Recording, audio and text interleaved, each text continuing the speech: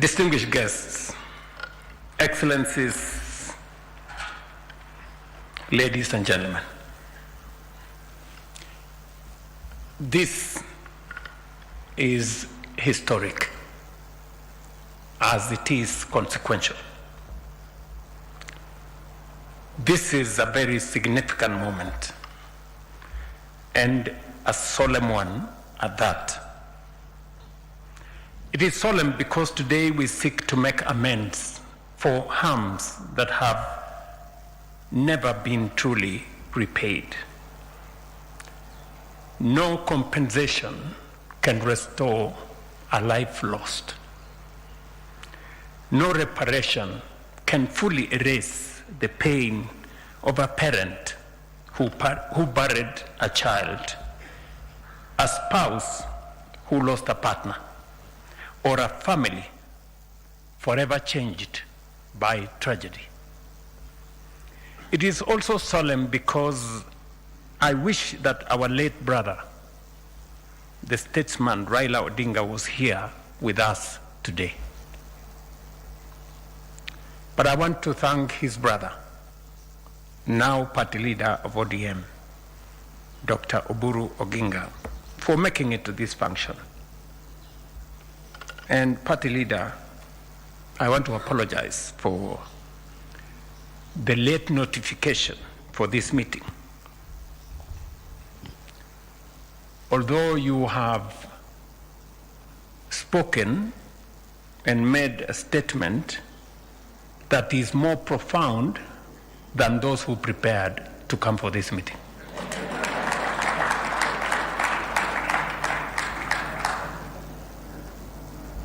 This is one of the commitments we made to the Kenyan people. It was born out of a shared conviction that Kenya could not continue traveling the same painful road, generation after generation, protest after protest, tragedy after tragedy. Today, we take an important step towards fulfilling that commitment. I am happy that the Honorable Oburu Odinga is here to represent my late brother, the Honorable Raila Odinga. Many have spoken about these issues over the years. Many have acknowledged the pain. Many have promised action. Today, however, we move beyond words. I stand here pleased that we have reached this milestone, saddened by the circumstances that have made it necessary, humbled by the trust placed in us by victims and their families, and optimistic that this marks the beginning of the end of a painful chapter in our national life. Our country has been undergoing profound socio-economic and political transformation. Across Kenya, citizens have consistently expressed a desire for a future that is more just, more inclusive, and more responsive to their aspirations. Never before, however, have Kenyans expressed such a deep and widespread yearning for change and renewal. That yearning is legitimate, it is democratic, and it is protected by the Constitution. The right to assemble, demonstrate, picket, and petition under Article 37 is not a favor from the state. It is a constitutional guarantee. It is one of the freedoms that define us as a democratic nation. Yet, we must also confront an uncomfortable truth. For far too long, whenever Kenyans have exercised these rights, too often the outcome has been violent, injury, loss of life, destruction of property, bitterness, and division. Families have buried loved ones. Young people have carried physical and emotional scars. Businesses have been destroyed. Police officers have been injured. Communities have been left traumatized. We must also acknowledge a difficult reality. There has been instances where the response to public demonstrations has resulted in excessive use of force, violations of rights, and loss of life. Equally, there has been occasions when legitimate protests have been infiltrated by criminal elements, leading to violence, looting, destruction, and harm to both citizens and law enforcement officers. The truth is that whenever this cycle unfolds, Kenya loses. Citizens lose. Families lose. Businesses lose. The police lose. And our democracy is diminished. Then, almost predictably, the blame game begins. One side points to police brutality. Another points to criminal elements and organized violence, to goons. Politicians trade accusations. Television studios fill with rage and outrage. The nation mourns, and then we move on, only to repeat the cycle again. Perhaps what is most painful is how easily the suffering of victims is sometimes reduced to political slogans. It is easy to exploit public grief for political gain. It is easy to seek headlines, applause, and partisan advantage. What is much harder is to sit with the families who have lost loved ones, to listen to those carrying physical and emotional wounds years after the cameras have left, to comfort those whose businesses were destroyed, whose livelihoods disappeared, and whose futures were altered forever. That is why we must resist the temptation to turn national tragedy into political theater. The lives of Kenyans are too precious, the wounds too deep for us to treat them as instruments of political competition. For decades, successive political generations have condemned these tragedies without fundamentally resolving them. I understand why. It is not easy to confront such issues. If you act, you are criticized. If you do not act, you are criticized. You are, in many ways and in many respects, damned if you do and damned if you don't. But there comes a point when a nation must choose action over hesitation. There comes a point when the cost of doing nothing becomes greater than the cost of trying to do something. Leadership is not about choosing what is comfortable. It is about choosing what is necessary. And so, we have chosen to act, not for ourselves, not for political advantage, but for Kenya. Our commitment is not in words alone. It is also in deeds. I remember very well when we discussed this both in the NADCO framework and also in the 10-point agenda UDA ODM framework. And I remember the occasion that has been spoken to by the Honorable Junet and the Honorable Oburu, when I had occasion with the late Prime Minister Raila Odinga. And when I told him that I had made the decision because of the consultations we had had, that it was time to compensate the victims and to set up a framework for reparations.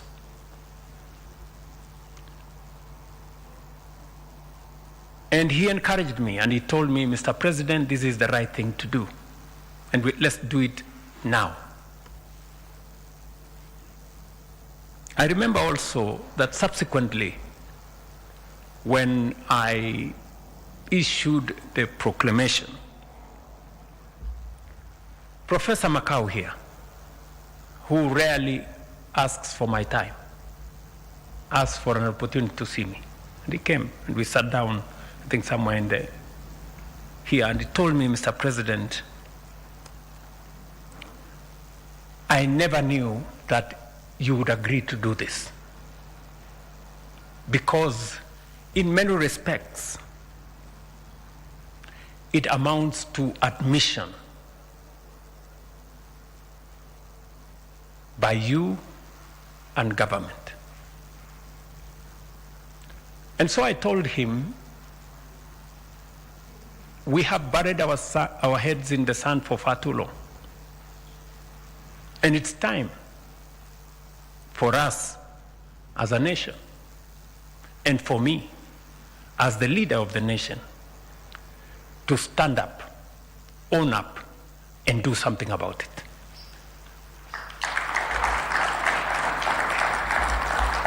That is why, through Gazette Notice number 12002 of 2025 and other instruments, I set in motion the process of compensating victims of protests and public unrest.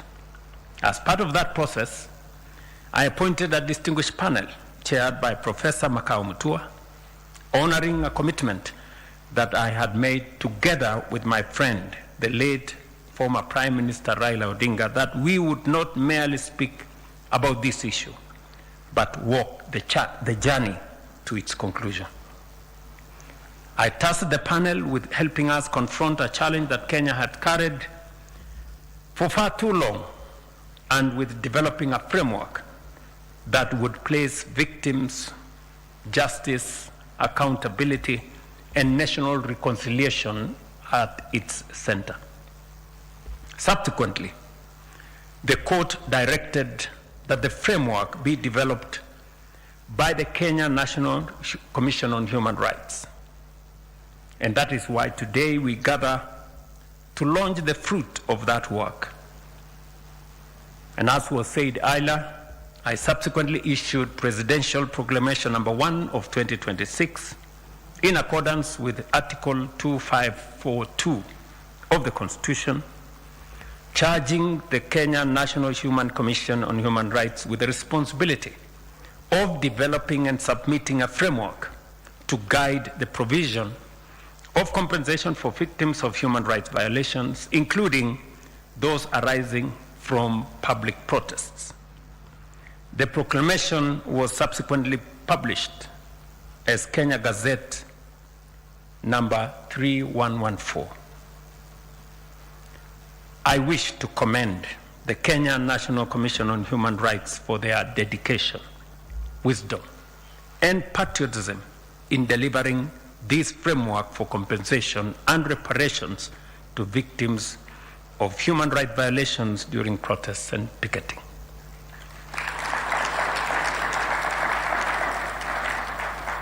Madam Clarice Oganga and your team, you have discharged this responsibility in honor of those who have suffered this injustice and to the benefit of the nation, not an individual, not a group of individuals. And I want to commend you. Your statement has been profound. I have listened very carefully on what you have had to say about this responsibility and mandate, and it has spoken to all the issues that would have required attention in this exercise. I also wish to commend Professor Mutua and the panel for their invaluable contribution to this process. Professor, again, and the panel, I want to say congratulations and thank you very much for making a contribution. Allow me to say, when the courts pronounce themselves on how this exercise should be carried forward, I got advice from different people. One group said the court, we should appeal this decision of the court. Another group said we should implement whatever the court has said in the interest of time. So when I assessed,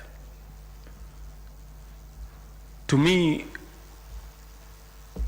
it didn't matter who did what, but it mattered to the victims and to the country that for once we try and resolve this issue. And I want to thank again Professor Makau, who came to consult with me, and we agreed with him that while it was okay for us to go to court and appeal, but we must also agree with the court, proceed with the process, so that Kenyans can for once know that we are committed to our word. This framework represents a major milestone in protecting the rights of those harmed during protests, advancing social reconciliation, providing redress for victims, and strengthening our democracy.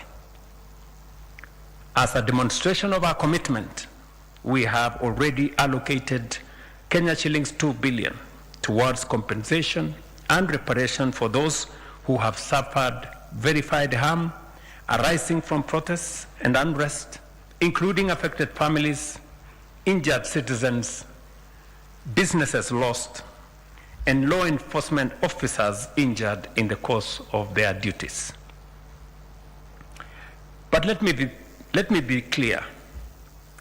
This is, as has been said by many, the beginning of the journey, not the end. Let me also be clear about what these payments are and what they are not. They are not the price of life, of pain, or of loss. No amount of money could ever be. The KES 2 billion we have committed cannot replace a son or a daughter. It cannot restore years and lot of trauma. It cannot fully compensate a family, a trader, or a community for all that has been taken away from them. What it does represent is the state's acknowledgement that harm occurred, that victims matter, and that a nation heals by tending to its wounds rather than pretending they do not exist. Nor is this redress a reward for violence, looting, criminality, or unlawful conduct.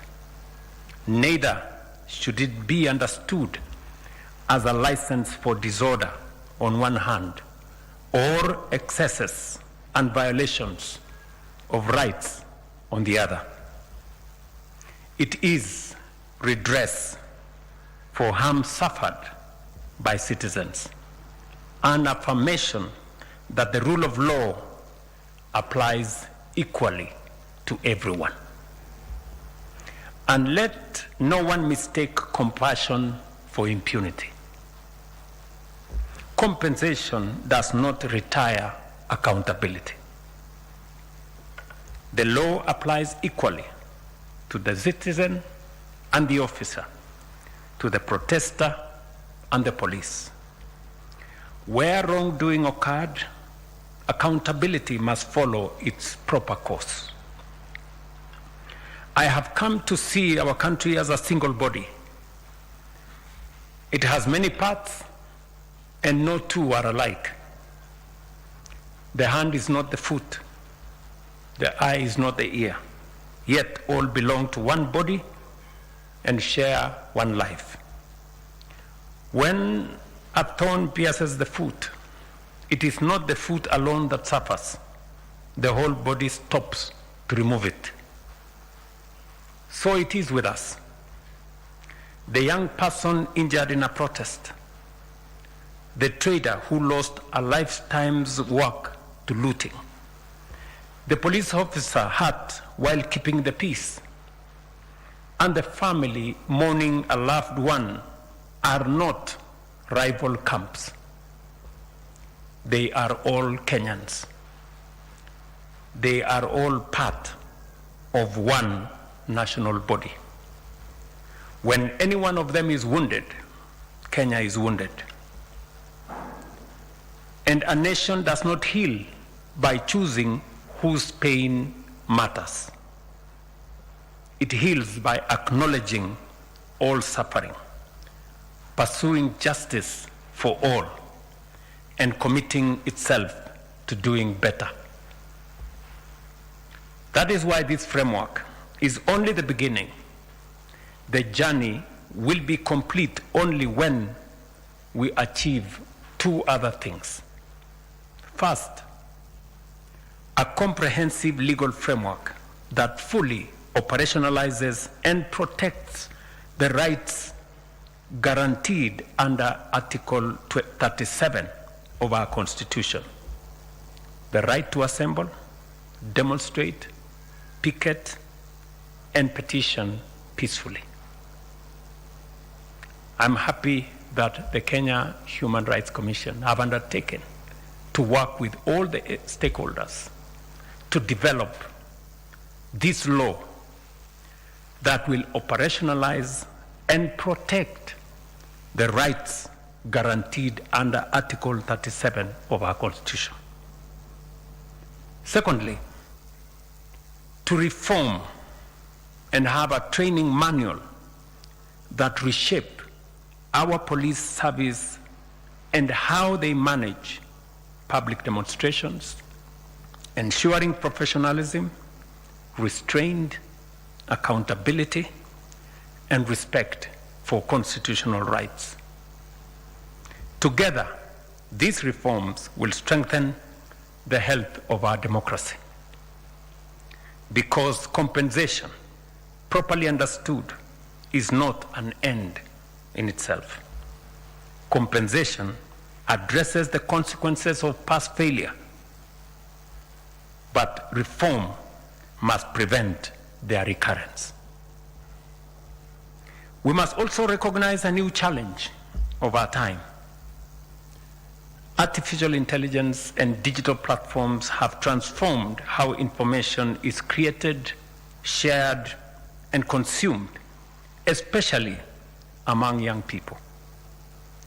While these technologies have expanded access to information, created new opportunities for learning, innovation, and commerce, and enriched democratic participation, they can also be used and have been used to spread misinformation, manipulate public discourse, inflame tensions, and fuel unrest. We must therefore be firm that technology must serve truth, responsibility, and national unity, not deception, division, and violence. If we remain committed to this path, this framework will mark more than the compensation of victims. It will mark the beginning of the end of a painful chapter in our national life.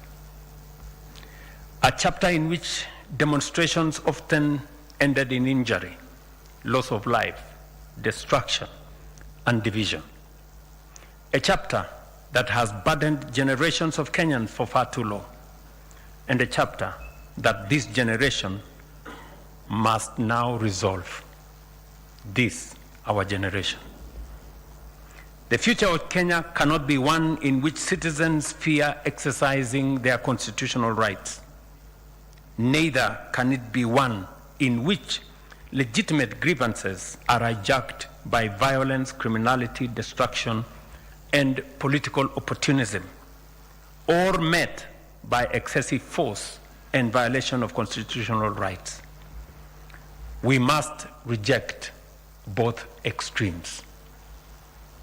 We must protect the right to protest. We must protect life. We must protect property. And we must protect human dignity. And above all, we must remember that before we are protesters, police officers, traders, leaders, or activists, we are Kenyans. Today, we affirm that every life matters. Every victim deserves recognition, and every Kenyan has a right to exercise their constitutional freedoms without fear. Let us therefore hold fast our constitutional rights to peacefully assemble and to non-violence in how we engage one another as citizens, as leaders, or even with our security agencies. This is not an isolated act. I think many leaders here have spoken to how we move together and how sometimes we treat each other not so fairly. This act that we have decided as a nation that we must do, that we must confront what has harmed many people, made us to lose lives, made us to lose property, made us to create division, we must confront as a nation. And I say it is not an act in isolation. It is part of what we are rebuilding as a nation. And it goes beyond money. I have listened very carefully to the governor of Wajir. He was emotional today as he was emotional in Wajir. And because it speaks to how people feel. When I stood on the platform in Wajir on the 1st of June, and the emotion in the field, I saw tears in many leaders and many people in Wajir. It made it look like it was a favor the state was doing for them, when actually it was their right to belong to Kenya, like everybody. They were so emotional about it, you would think we are giving them, or we are making them any favor. But it speaks to how people feel. I remember very well, when I say this is not an isolated incident, I remember very well when, I think it was on the 5th of February 2025, when I stood on the field there at Orahe Stadium in Wajir and signed the proclamation to remove all the encumbrances and the discrimination that was subjected to the people of northern Kenya especially, that made them look like secondary citizens or, citizens of a lesser class than the rest of Kenya. It wasn't about money. It was about dignity. It was about recognizing that there are wrongs that we have committed as a nation to fellow Kenyans, subjecting them, to treatment that went deep into their dignity. When I stood in Mandera and announced the construction of the road from Isiolo to Mandera, it was the same thing, that a whole part of Kenya, by policy, was relegated because of the policy that was said that there are parts of Kenya,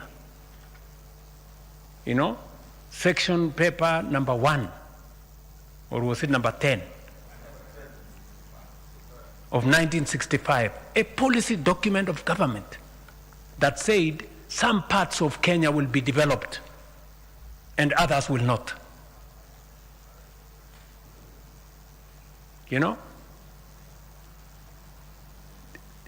These are things people take for granted. But as a result of what was done by government, huge sections of Kenya, northern part of Kenya especially, was denied the opportunity to develop like the rest of Kenya. It is still the same thing.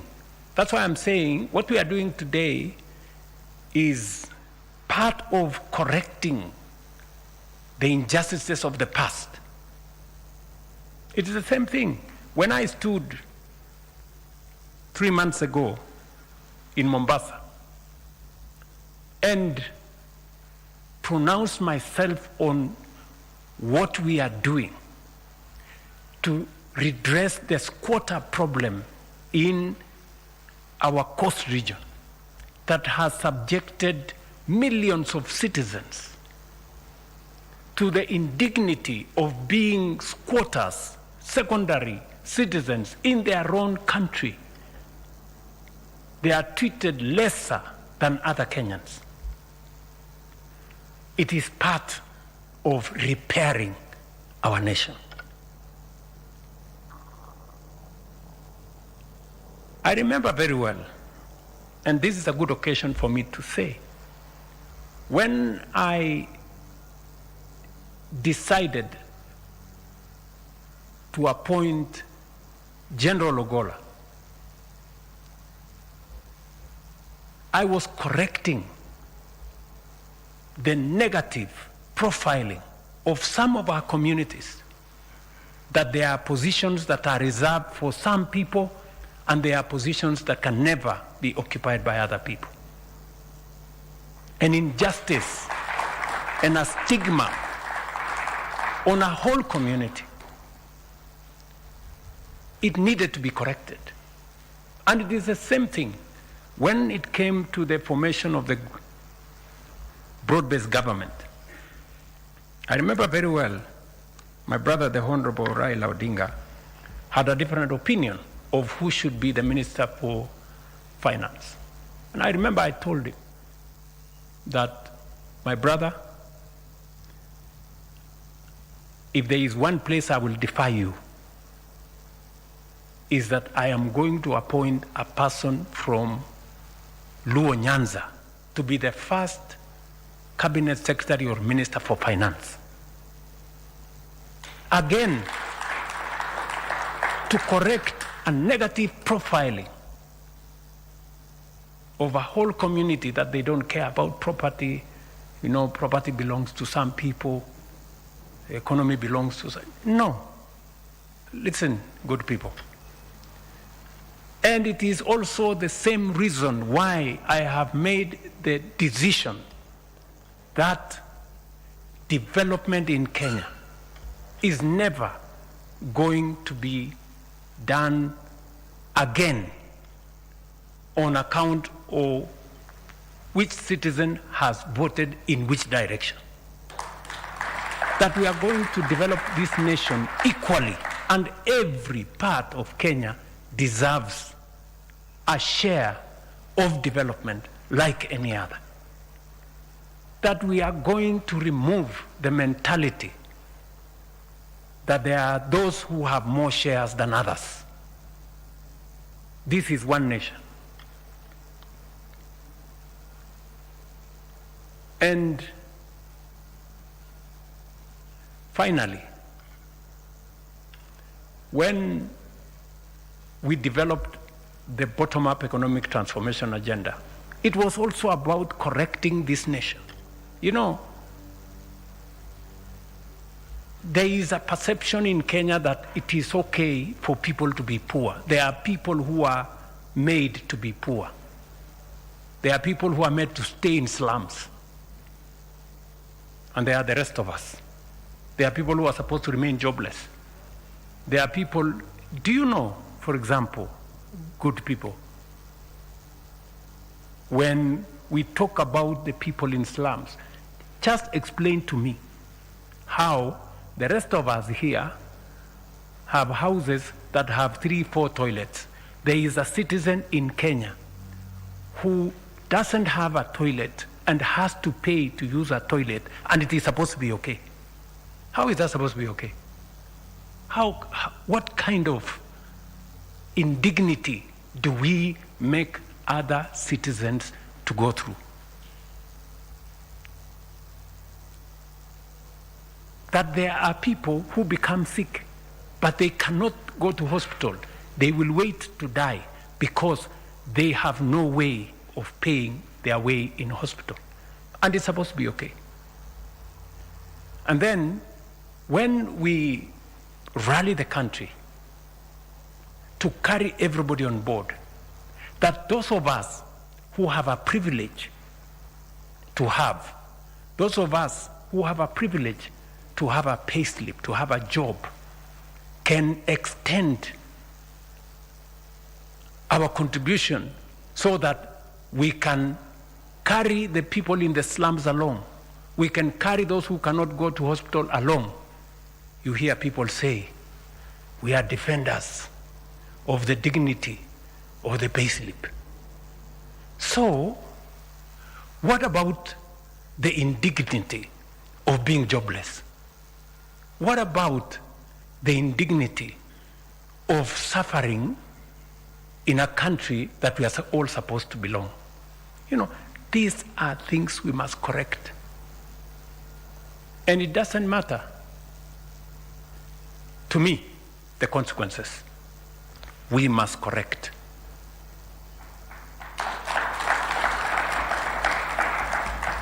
And so, this occasion, I said at the beginning, is a very solemn occasion. And it is a very consequential occasion. Part of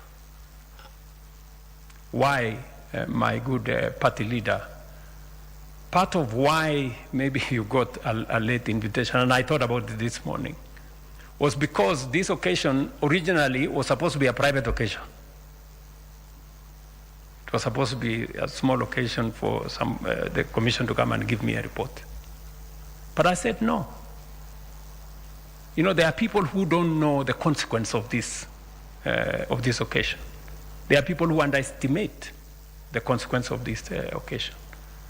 It is part of us getting and making peace with ourselves as a nation. And I really want to persuade us as leaders to lead from the front. Many people have spoken to how it is easy to dodge this kind of thing. You know, there are so many reports that have been done.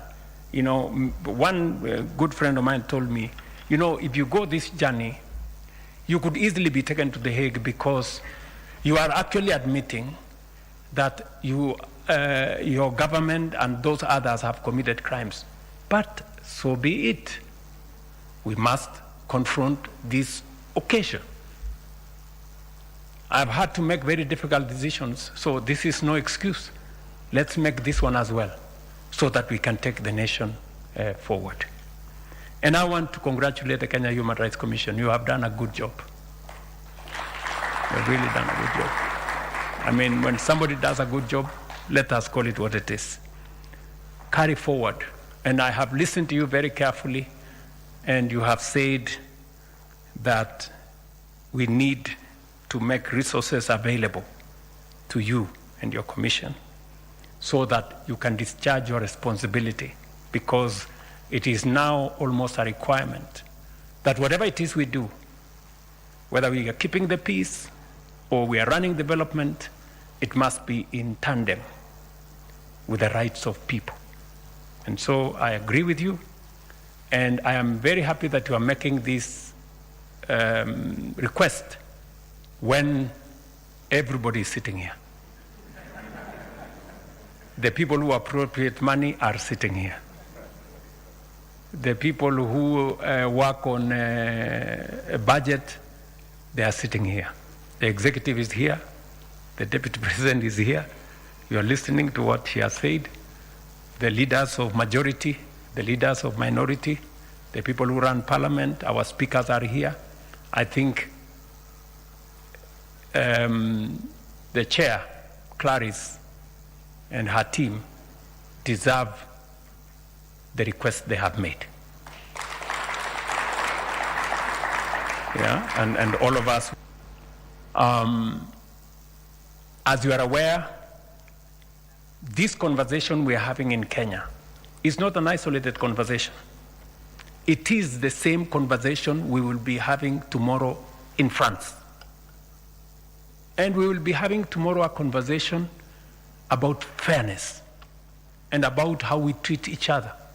We will be making, personally, I will be taking a very candid position that as a people, we do not want relationships with other polity.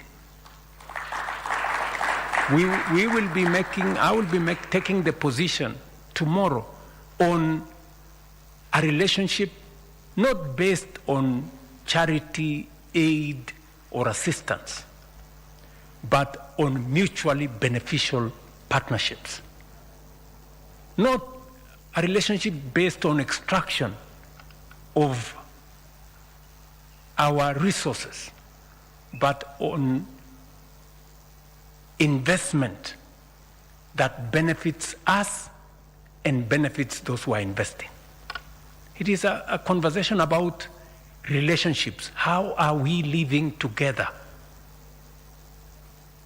We will be pitching for a different international governance and international financial architecture. One that recognizes everybody. You know, we have had a United Nations